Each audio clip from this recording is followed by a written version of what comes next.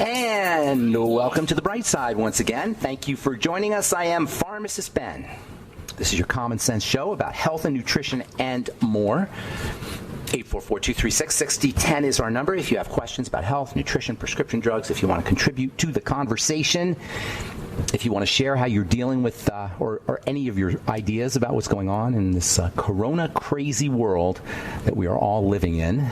Today I was reading, oh my God, this guy, I don't even want to mention his name, is going to go before Congress and warn of needless suffering and death if the U.S. reopens too soon. Are you kidding me? And this is, by the way, this was put in the newspaper before the testimony because they want to make sure that we hear this needless suffering and death, this craziness that's being perpetuated by the media, which is why we say don't watch the news. There's nothing new on the news. It's out of control. It's totally out of control. Yet the masses of people still quote statistics that they heard on the news, or still quote medical authorities that they heard on the news, or still quote the modeling that you hear on the news, or still quote the news. It's all the same stuff. I got a letter here from Janine. Janine has been following my stuff for a long time. Hi, Janine, if you're listening. She says, this is, by the way, a Facebook post, not a letter. And by the way, we have a Facebook page, The Bright Side with Pharmacist Ben. We have posts, and we encourage other people to post good stuff, interesting stuff. And it's kind of a community page. And then you can also communicate to me if you have questions personally. Janine writes, I don't necessarily want this posted. I would like Ben to clarify the paranoia regarding every surface being contaminated with the virus, coronavirus. Please explain if this is fact or fiction. I want something from a highly reputable source. The insanity drummed up by the media is destroying people with irrational fear and panic. Okay, listen. Viruses are everywhere, people. That's not the problem. People get the virus all the time. People get viruses all the time. I don't even want to call the virus, which has never been seen, by the way. The virus, like any virus, is everywhere. We're surrounded with microbes. This is the world we live in. The question is, what are you going to do? What are you going to do to make yourself not a vector? What are you going to do to protect yourself? And I don't want to say protect, but to not be a carrier, not be a route of administration. Viruses, microbes, they're out there. Yes, there's going to be on surface areas. They're not going to stay on surfaces that long. Now they want to decontaminate everything. You're going to have cashless money. The cashless society that's long been predicted is on the way because people don't want to touch the money. How the heck are we going to go back? Restaurants are talking about having glass barriers, like putting you in a bubble, a glass bubble. This is, I don't even know the word. It's more than lunacy. It is so blatantly manipulative and unfair and unfounded. Unfair and unfounded. Unfair to do this to human beings, and it's unfounded on any reputable science anywhere. I'm not saying, by the way, I know anything. I'm just saying there's no evidence for anything. I'm not saying I know anything. I'm not attributing motivation or agenda. That's, I don't want to go there. The fact of the matter is, just the facts. There's no evidence for what we're doing, no scientific evidence. In science, you can't just say, oh, it's a virus. Where's the evidence? There's a virus. Who's seen the virus? Have they tested the virus? You can't just make assertions and then have an entire world's, the public policy of the entire planet just turn on a dime. Just come to a screeching halt. It's absurdity, absolute absurdity. And needless suffering and death, really? Is that what's going to happen? Needless suffering and death? People die all the time. And if there's any needless suffering, it's because of ridiculous medical strategies like sticking ventilators down people's throats when they don't need it. All right, 844-236-6010 is our number. I am so excited about our guest at the bottom of the hour. Peter Sage is truly a sage. He is beyond brilliant. I mean, Google him. Just check out his YouTubes. Get his book. It's just got some amazing, amazing things to say about how to live life. He's an inspiration.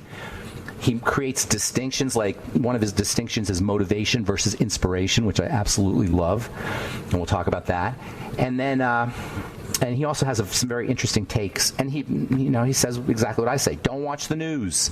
You don't need to watch the frickin' news. The news is not there for you to be informed. It's there to sell Advertising, on the surface, it's there to sell advertising as a business, but underneath, it's there to move populations, to move masses of people, simultaneously. That's what the media does. That's what's going on. We're moving. Masses of people are being moved. The culture is being shaped in real time, and we're in it. The culture is being recrafted in real time. That is what's going on with our own. We're all complicit, by the way. I'm not blaming anybody. I'm saying we are allowing it to happen.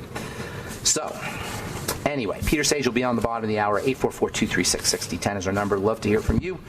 And if you want to purchase longevity products, I should tell you, go to brightsideben.com, pharmacistben.com, or criticalhealthnews.com, or even better, if you want to sign up to join the Brightside Ben team, call 866-735-2470 or go to brightsideben.com, pharmacistben.com, or criticalhealthnews.com.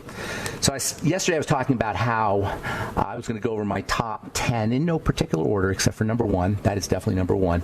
Longevity products, the ultimate niacin. The ultimate niacin is a way to give yourself a high dose of a B vitamin. Whenever you're taking one B vitamin, you always want to make sure you're taking all of them. But when you want one B vitamin, the most medicinal B vitamin, niacin is the most medicinal of the B vitamins. Vitamin B3 is the most therapeutically valuable. In fact, it's so valuable that the body will make it. It's the only vitamin that the body will make under deficiency states. It won't make enough of it, but it'll make some of it. That's how important niacin is. Vitamin B3. The Ultimate Niacin is one of my top 10 favorite longevity products because it exhibits my favorite feature in a nutritional supplement, which is multifunctionality. Actually, multifunctionality with non-toxicity. Some particularly minerals, you don't want to take too much of. No, it's not going to kill you or anything, but minerals are very, very active in very small amounts, especially trace minerals like selenium is the one that comes to mind, zinc also. These trace minerals are active in very tiny amounts, and you can't overdo it. So anyway, Ultimate Niacin, Ultimate Niacin is super, super, super therapeutic for the blood sugar system, lowers blood fats, for people who have acne, hyperpigmentation. It's a stress management. It's a stress management nutrient. Some of you may have heard of NAD and NAD+. There's a multi-level network marketing company. There's a network marketing company that is pushing something called NAD and NAD+. And these are really very important molecules in cells. They help cells make energy. It's really interesting how it happens, but I'm not going to go there. They're basically souped-up versions of niacin.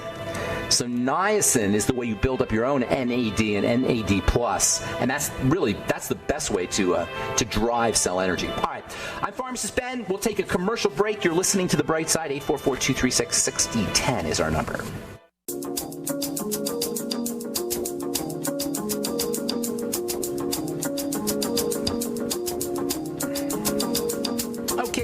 On the Bright Side, Pharmacist Ben here, 844-236-6010 is our number. We've got Peter Sage, the aptly named Peter Sage, coming up at the bottom of the hour. Peter is an inspiration as well as just a practical teacher for having a great life. He covers all kinds of stuff, from how you process information to how you can have how you can make money to how you can survive through adversity, and he has personal experience with that. We're going to talk to Peter Sage at the bottom of the hour, and we'll talk to him about his YouTube videos and his TED Talks and also his book.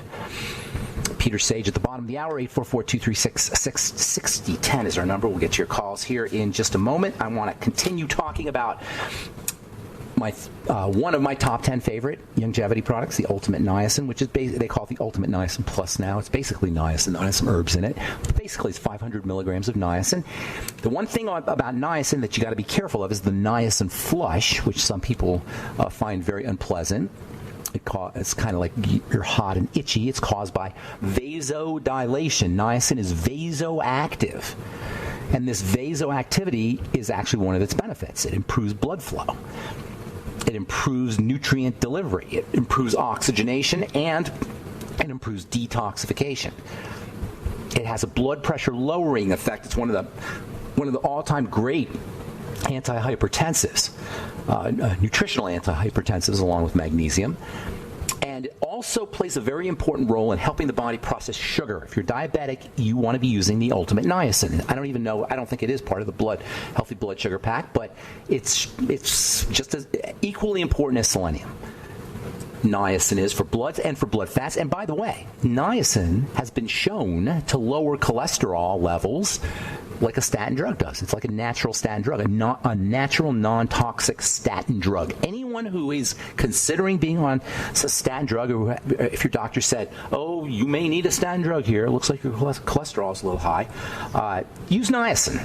Niacin doesn't just lower cholesterol, it completely it strengthens the biochemistry that's involved with sugar processing, and that lowers cholesterol. So it doesn't just work like a drug. Drugs work by like taking a hammer to a cell. Niacin works by improving the way the body handles certain chemical reactions. It's much more subtle. But by improving the way the body handles sugar processing, niacin helps with anything that's associated with sugar, and that includes cholesterol. Yes, cholesterol is associated with sugar. And blood fats. Niacin is also important for the brain. In fact, niacin deficiency causes dementia.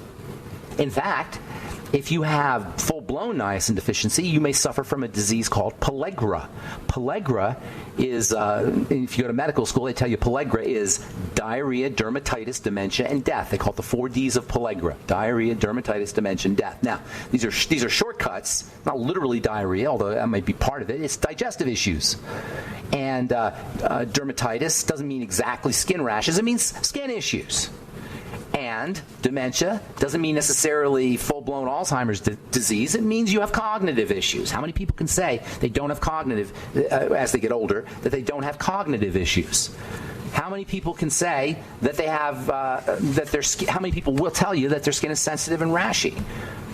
How many people say that I have just long-standing irritable bowel issues? These are all signs of niacin deficiency. So the Ultimate Niacin is it's one of my top 10 favorite longevity products. Anyone on a statin drug, anyone who's considering a statin drug or on a statin drug, if you take niacin and you're on a statin drug, you can lower your dose of your statin drug, by the way. Maybe not even need your statin drug. Anyone dealing with cholesterol issues medically, consider using niacin. Diabetics should all consider using niacin, and anyone who's having cognitive issues should consider, especially dementia type issues, should consider getting on the Ultimate Niacin. All right, Peter Sage coming up in the bottom of the hour. Let's go to the phones and get my computer working here. Say good morning to our friend Mary. What's up, Mary? Long time no talk to. That's what I called, Ben. You missed me? You tell us to you tell us to call and just say hi. So here I am calling. I like that, Mary, because I feel like I'm. You know how it's kind of weird. You're just talking to a microphone and assume people are out there. I need to know people that I want to have a dialogue. I want this to be a conversation. So what's going on, Mary? How are you dealing with all this stuff? Well, I have a field of blackberries that needs to be cleared, and I'm clearing it, so I'm having a great time. Okay. Are you out in the country? Yeah. You live out in the country. Okay, cool. So, have you noticed anything with longevity with your business? No, I haven't. Nothing? No. People aren't listening. No, they're just doing exactly every word you said at the beginning of this show was true. That's exactly what people are doing. There's no one in my life that I can even talk to. They're all watching the news? The way I see it. They're all watching the news? They're all getting their information from the news, and they're quoting statistics, what they heard on the news. They're quoting it. Yeah. Isn't that great? And you're the crazy one, by the way, Mary. You're the crazy one. That's the way. That's really the world. Comforting. Yeah, we have to stick together. To hear what you had to say. Yeah, we have to stick together. Because this is the way I look at it. Okay, it's like a chocolate chip cookie, right? People who are starting to smell rat, who at least are critically thinking and asking questions, they're like the cookie, or they're like the chocolate chip. Everybody else is like the cookie. You know what I'm saying? You've got people who are critically thinking, who are examining the evidence, looking for evidence, who are really kind of wading through the muck, the information muck that's out there, trying to find nuggets of truth. And then there's everybody else. So the problem is there's a lot of cookie out there. And if you're a chocolate chip, that's just what you got to deal with. It's mostly cookie. And that's just how you have to live your life, you know, and be kind and loving always, and always compassionate, you know, because ultimately many of these people are scared. My mother's scared. My mother won't go out of the house because she's scared. She hasn't gotten, well, she just now started to get out of the house, but for months. And she's in her 80s because she's scared.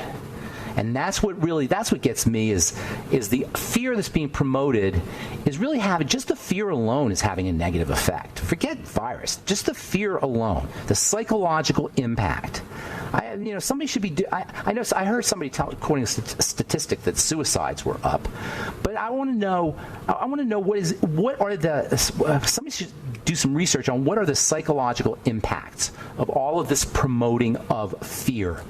This promoting of this antiviral craziness that's not scientific, that doesn't make sense from a scientific perspective. Nothing about this is scientific. People, that's the key right there. Nothing about this is scientific. This is a non-scientific event. And if you say a doctor, oh, well, doctors are not scientists necessarily. Some are. But the ones you hear on TV are not necessarily scientists. If you're a scientist, you know this is a non-scientific crisis. This is a created crisis in that sense. Now, whether it's planned or not, I don't know. I can't answer that question. I don't know. But I can tell you it's non-scientific, and that means it's been concocted. It does not stand up to scientific scrutiny, validation. That's how you do science. You validate. You make a hypothesis and you validate it. It doesn't have that. All right, I'm Pharmacist Ben, 844-236-6010. Oh, is our number. Actually, forget that. We got Peter Sage coming up.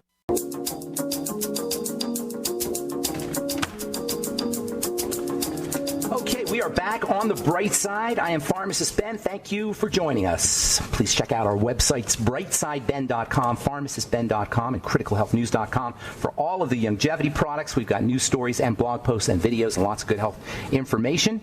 And then also our Truth Skin Health products at truthtreatments.com. Never any preservatives, fragrances, fillers, waxes, emulsifiers, all created in my compounding pharmacy for wounds, because healing wounds is the same as beauty. Healing wounds is the same mechanism as beauty, and that's what Truth Skin Health products are all about. Health is beauty, as I like to say. All right.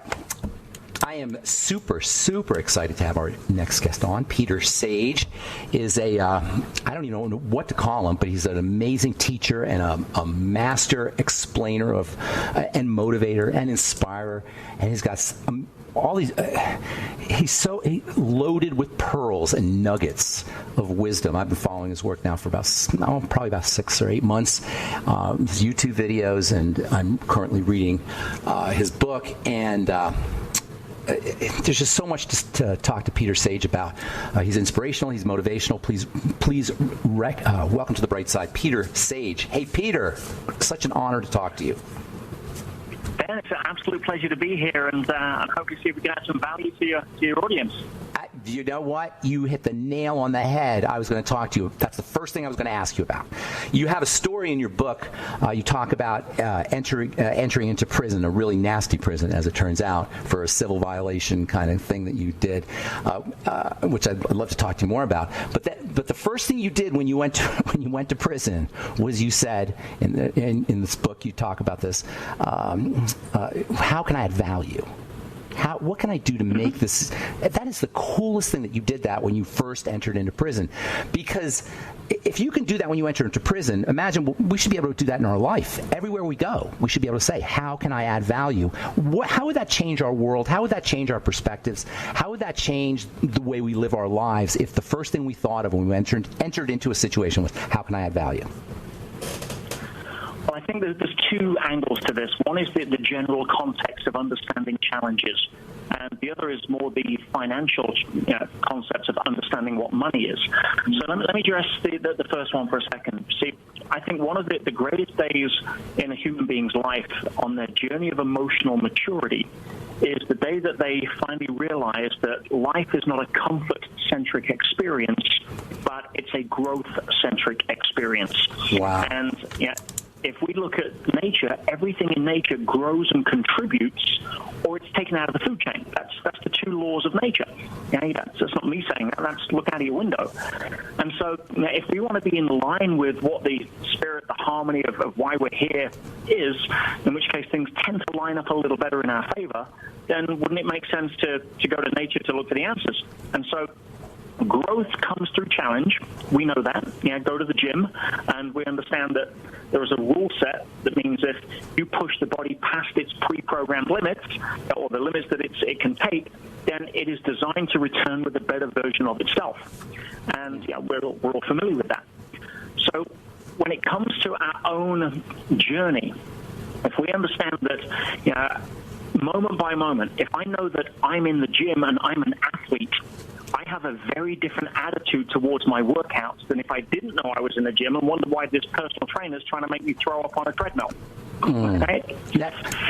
So, live like an live athletically. Live with the same kind of motivate or the same kind of drive that an athlete has to be a high performer. Be a high performer of life. Be an athlete of life, essentially. Apply the same. Absolutely, but that doesn't mean to go out and push hard physically all the time. I mean, for example, if you've got a stay-at-home mom that's listening to this, she has as much weight on the bar in the workouts of trying to manage the kids as somebody else does trying to run their own business or startup. Is it more about I'm sorry. Is it more about comfort zone? You have this. You just said something so amazing to me. You said comfort centric versus growth centric. So then I'm thinking, are those opposites? Those could very well be opposites. Like what encourages comfort discourages growth. Correct. And here's the challenge. See, we have a physiology, a nervous system that is wired for comfort. That's right. And that is exceptionally useful when it comes to standing too close to a fire or sitting on a sharp rock or an ant's nest. Then, that's great feedback. But our soul is wired for growth. And it's managing the dance between those two, which is really the key to living a fulfilling life. Is that a primal distinction like soul versus flesh, or the spirit versus the flesh? Because you said something, I mean, I don't mean to, right? So you said something very interesting to me on one of your YouTubes, and your YouTubes are so fantastic.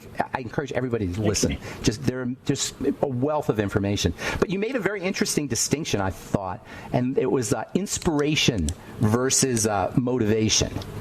Like motivation short term. But inspiration is when you live for something bigger, and what that gets, like a lot of what you're talking about is very spiritual. It's very, I mean, I don't want to label it as Christian, but it seems it's in line with a lot of Christian theology. Even though you don't go anywhere near that stuff, but it's kind of the same idea, isn't it? Living your life for something bigger, being inspired. 100%. Yeah, and people need to understand, and as we all do, there is an inner world and there's an outer world.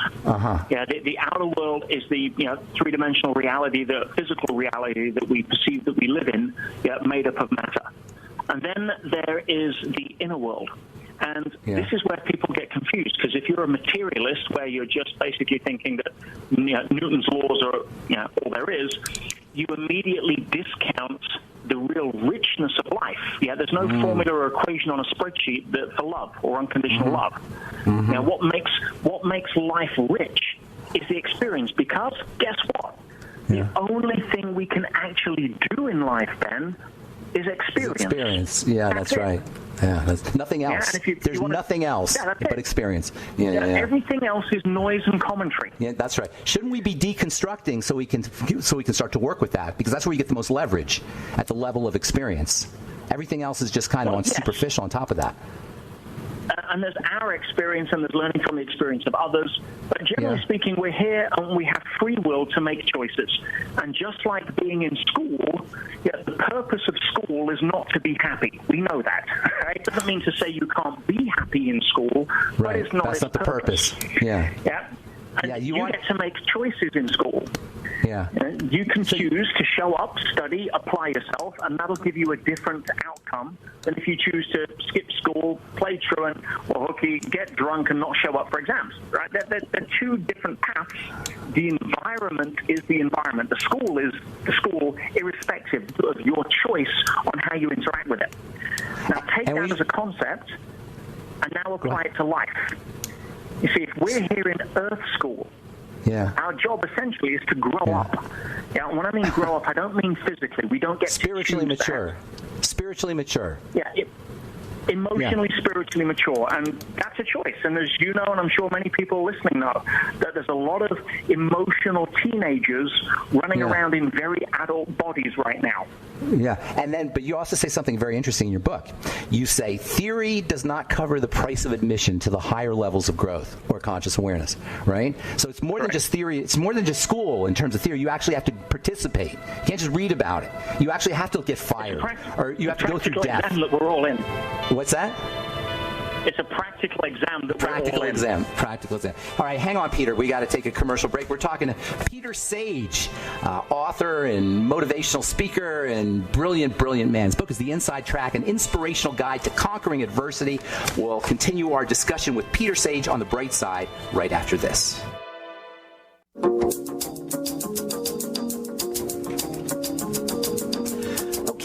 On The Bright Side, talking to Peter Sage, inspirational speaker. I said motivational speaker, but inspirational speaker. I like that better. And you have a very interesting way of describing that distinction. Can you share that with our audience? Motivation versus inspiration, Peter.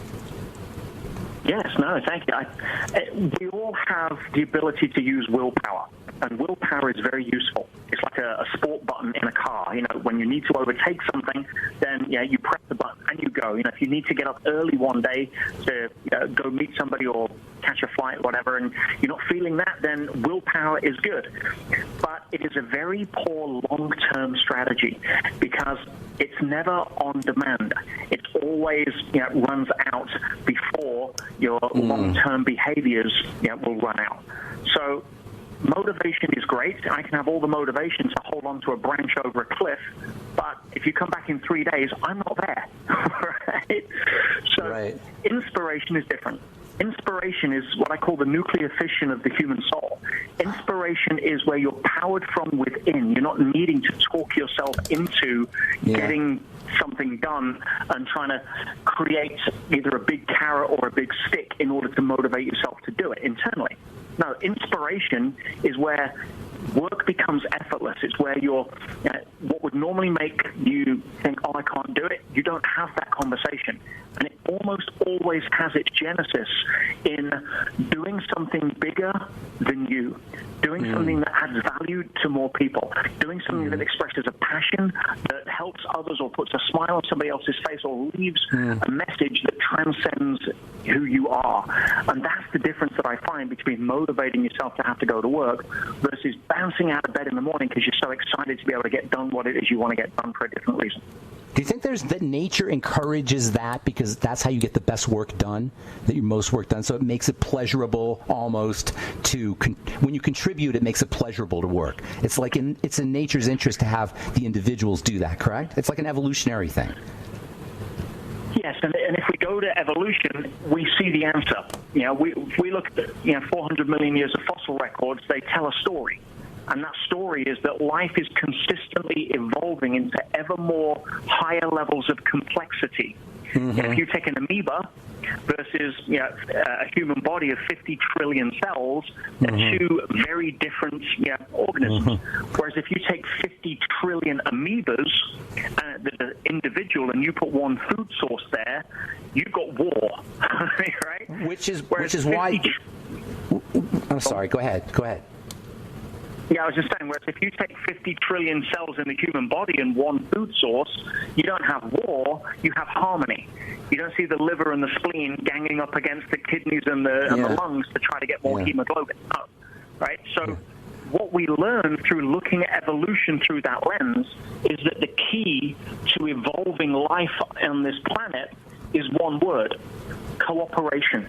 Yeah. Now, if we take that at a bigger scale of society, what are we being rewarded by? We're rewarded for becoming more cooperative and less competitive. And we're seeing that now with the issues that competition has created on the planet, whereas now we need to cooperate in order to be able to deal with them. And so it's just part of the growth. It's part of the journey. But if you want to be inspired, it's usually because you're looking for something that cooperates with other people rather than coming from a place of what can I get, which will always it can be motivating short term, but we've all known the people that this is the classic case then. They work most of their life saying, right, I'm going to sacrifice my health, sacrifice my relationship, sacrifice my career, so that hopefully I can relationship with my kids. So hopefully I can one day earn enough money to pay for my divorce, to hire a decent personal trainer to get my health back, and buy my kids loads of stuff so they love me again. Right? So, that's the game most people are playing.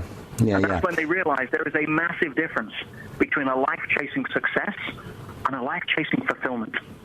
It's like that old story about the guy who goes, he does all this stuff just to be happy, and he talks to a guy who's just fishing, and he says, "What are you doing all this stuff for?" He says, "To be happy." He says, "Why don't you just be happy?" At the end, you do all these things. We do all these things to get happy when we can just be happy, which leads me to my next question. Is you have another very, very cool distinction about events versus is. Like the connection between events and is very important to examine if you want to have an effective life. Can you talk about that a little bit? Correct, yeah. And one has to understand that, remember what I said earlier, life is a subjective experience. The only thing you can do in life is experience. We take in data from two streams, the physical sense data and then the mental chatter data. And that combines into giving us meaning to experience through consciousness. Now, when it comes to understanding that in the outer world, an event is just an event. And only when we label it do we give it meaning. Hence, two men sat behind prison bars, one saw mud, the other saw stars. And to use a controversial situation, even in the US, if you have something like 9/11, what happened? Well, what actually happened was planes flew into a building. That's it. That's the event. Now, depending on what side of the fence you're on, you would label that either an act of terrorism or an act of heroism. But everybody brings their own agenda to the table at that point. Now, if you see a lion on the savannah and it eats a baby zebra, guess what? What happened? Well, a lion ate a zebra. Now, that, depending if you're the mother of the baby zebra, that's a bad day. If you're the lioness whose cubs are going to starve that night if you don't make a kill, it's a good day. So learning how to understand that an event is just an event, and then we choose the meaning based upon our own model of the world, allows us not to get sucked into the drama a lot of the time that usually is an automated narrative. Okay, so you said something so powerful just now. You said our model of the world. So what we want to do is we want to consciously craft a model that serves us rather than accept a model that's been given to us. Is that accurate? Einstein said that the most powerful question a person can answer in their lifetime is whether they live in a friendly or a hostile universe. Right. And the genius in that is simple, because if you think that you're a Darwinian survival of the fittest, out there is separate from me, and therefore everything in the universe with teeth is trying to eat me, you're going to look at life through a fear-based lens. You're going to be very self-protective, very egocentric, and that's one way of living. Or you can say, like me, I believe I'm involved in I'm an inverse paranoid. I believe I'm involved in or the universe is involved in a giant hidden conspiracy to make me happy and successful. Pronoia. Now, it's for called me, they call it pronoia. If you've heard that term, pronoia. Pronoia. There you go. Yeah. I like that term. But from that perspective, I look at life. I live in a friendly universe. Therefore, everything's for my benefit. Yeah. Again, go back to the gym. If you don't know that the personal trainer's there to help you get the gold medal, you're going to be hiding behind the weight stack trying to avoid him. That is powerful. Whereas if you know you're there to get the Olympic gold, and if you're not throwing up in 20 minutes, you want your money back. Yeah. In other words, frame it. Excuse me. Frame it the way you need, the way that serves you the best. It's a framing issue. You're going to have a model of the world. Everybody has a model of the world, right? Why not choose one that empowers you rather than disempowers you? Because that's awesome. Is the choice. That is awesome. That's awesome. And people can say, well, I'm just on autopilot. But let me explain a couple of things in terms of why things are different. See, we all have 5 senses that process incoming information into the body. Now, we all have the same 5 senses: taste, touch, sight, sound, smell, right? Right. Now, but how many of us all like the same food? Yeah. How many of us all like the same favorite color or the same sense of smell, which is like so many different perfumes and aftershades? How we use those senses. How many people like the same music? Yeah. So we have variables, and that doesn't even take into account cultural upbringing, significant emotional events, family and parental influences, environmental conditions. So my point being here, Ben, is that 2 people can stand side by side, experience the same event in the outer world, breathing the same air in the same moment of time, use the same equipment to process that event, and come up with an entirely different conclusion to what it means. Entirely different universe. They live in a completely different reality, a totally different planet. Correct. And the trick is to somehow communicate in a language, separate languages, somehow communicate who you are. Peter, that was awesome. That was totally awesome. Thank you so much for everything you're doing. The book is The Inside Track, an inspirational guide to conquering adversity. Just Google Peter Sage. He's absolutely awesome. Thanks, Peter. Appreciate it. Have a great day, man. My pleasure, my friend. Thank you so much. Be good. All right, so that was, now you know why I'm blown away by that guy. Get his book, The Inside Track. Check out his YouTube videos. Peter Sage, S-A-G-E. Thanks for listening to The Bright Side. I'm Pharmacist Ben. Have a wonderful, beautiful, awesome, spectacular day. We'll talk to y'all later. Bye for now.